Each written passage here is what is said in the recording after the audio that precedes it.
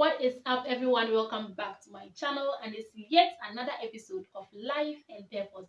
If you're new here, I'm Vivian Eboa, and I love to post videos on personal development, self-improvement, and share tidbits of my personal journey. So if you're new here, then consider subscribing.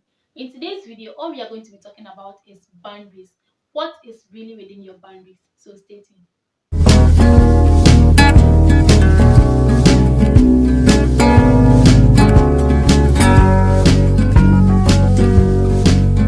So what are boundaries? Boundaries define us. They define what is me and what is not me. They define where I end and where someone else's begins.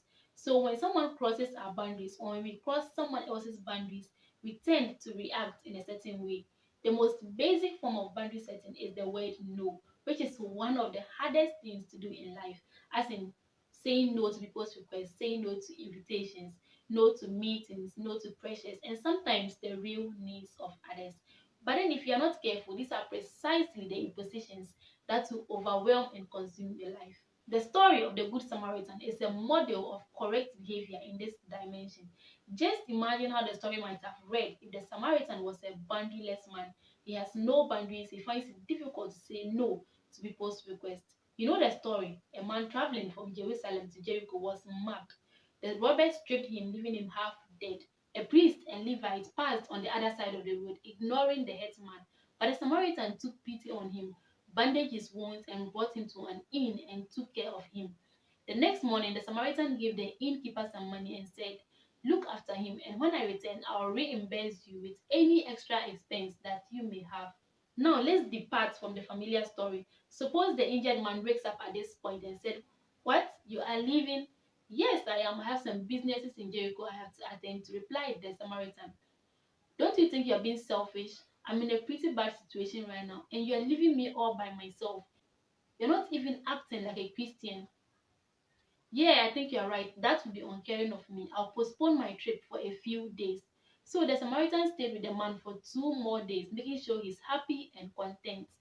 On the afternoon of the third day, there was a knock at the door, and a messenger comes in and hands a message to the Samaritan from his business contacts in Jericho, which read, "Waited as long as we could, have decided to sell camels to another party. Our next head will be here in 6 months. How could you do this to me?" The Samaritan now screams at the recovering man, "Look what you have done. You have caused me to lose those camels that I needed for my business. This will put me out of business. How could you do this to me?" Now, this story may be familiar to all of us. We may be moved with compassion to help someone in need, but then they end up manipulating us into giving more than we want to give. We end up angry and resentful, having missed something we need in our own lives. Or we may want more from others and we pressure them until they give in. Trust me, they give not out of their heart and free will, and they resent us for what they give.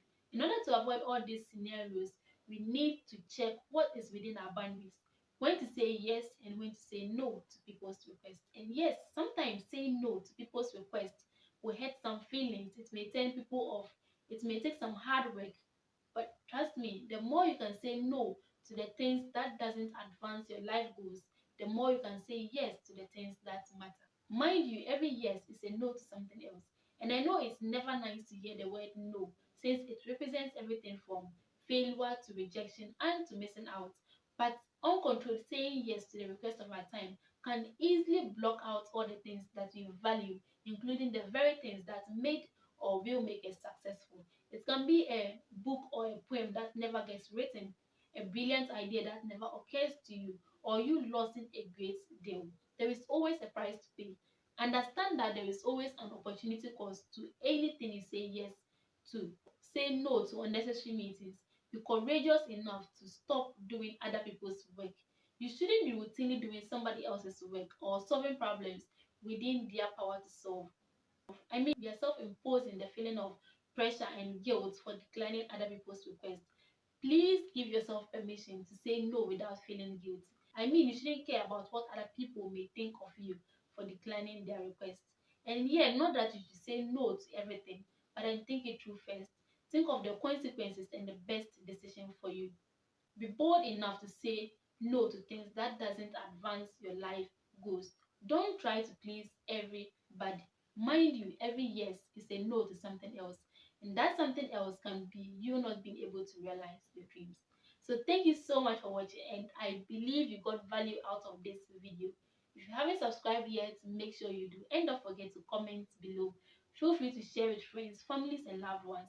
Thanks again, and I'll see you in my next video. Always and always remember, nothing changes for the better until you do. Bye guys.